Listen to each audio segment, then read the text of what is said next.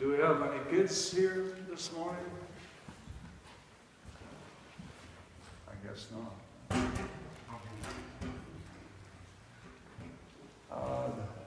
If you have young kids, come on up here and sit by me.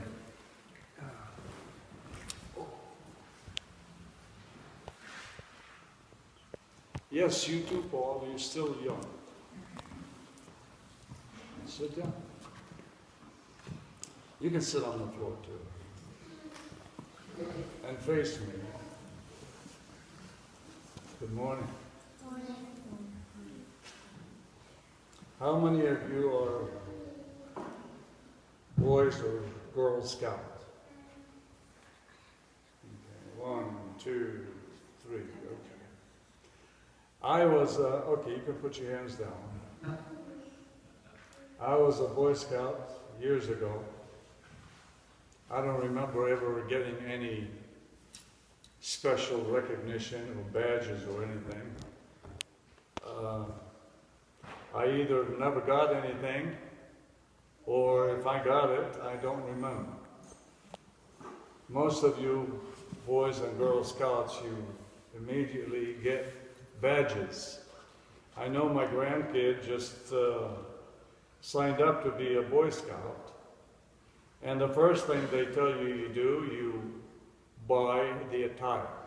So the fatigue and all those trinkets and badges and all the beautiful things, and by the time you put your clothes on, your uniform on, you look like, whoa, I have arrived, right?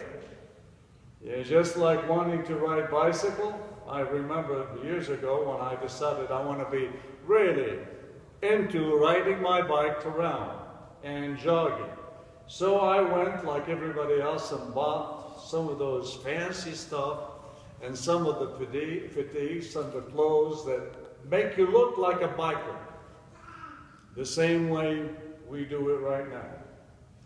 And with the hope that whatever you buy is going to help you become. When you join the service, the military, the first thing they do after you sign the dotted line, they issue you some uniforms. And automatically, before you even know anything about military life, you already got the uniform, you look the part. Now, there is a big difference between looking the part and really being the part. There's a big difference between having a uniform as a serviceman or as a boy or Girl Scout. A big difference between wearing the uniform and becoming one. Becoming one is going to take some preparation, some training. In the military, and like in Boy Scout and Girl Scout, the things you do once you put on the uniform, they send you to special training. And you begin to train day in, day out, every day until you become. And then even when you become, guess what happens? You don't stop, right? How many times have you, how many camp out have you gone to Boy Scout guys? At least this year, 2 of them, right? We go at least once a month. Once a month to camp out. 2? Every month they camp out. Huh? He said every month they camp out. You camp out every month. So 2 or 3 times a year is really very, very small number, right? So at least you've done 3 times a year. So you've been investing in it. To do what? To become. And as long as you're one, you always have to practice. As long as you're in the military, you always have to train. Christianity is a little bit different. Except when you're a little kid. When we baptize you, we already submerge you in the water and we have you wear a cross from that moment on. and there is very little preparation. It's almost like the military or Boy Scout or Girl Scout. You put the thing on, and then with the promise that you will all your life be practicing to become. The uniform does not make us, right? Then the uniform alone will not make us. The priesthood outfit will not make me a priest, will not make anyone a priest. The deacon's outfit, the readers, the subdeacons will not make you one. It makes you look like what you want to become, but it will not make you one. What makes you one is all the preparation in church life.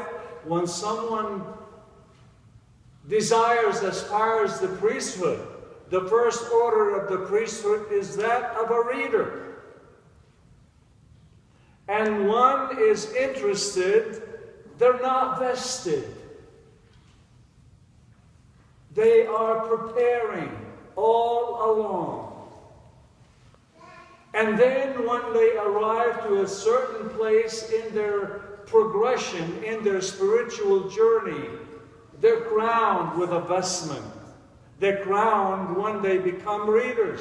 It means they should know all what it takes to be a reader.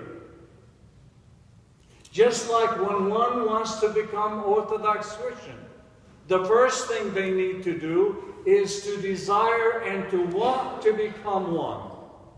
And strive and prepare. And prepares for a period of at least a year. And everyone who's aspiring to become one, it means you have to live your life as an Orthodox believer from that moment on. And then when all pieces come to place, you are received into the Holy Orthodox faith through the rite of baptism. And that's the culmination, and that's the moment of glorification of becoming. And then you get cross. You get a cross. Jesus wants everyone to follow him and to bear his cross. But to follow him means you've got to have his cross. His cross may sound good, it may be gold. Like most of you have golden cross, and you wear it.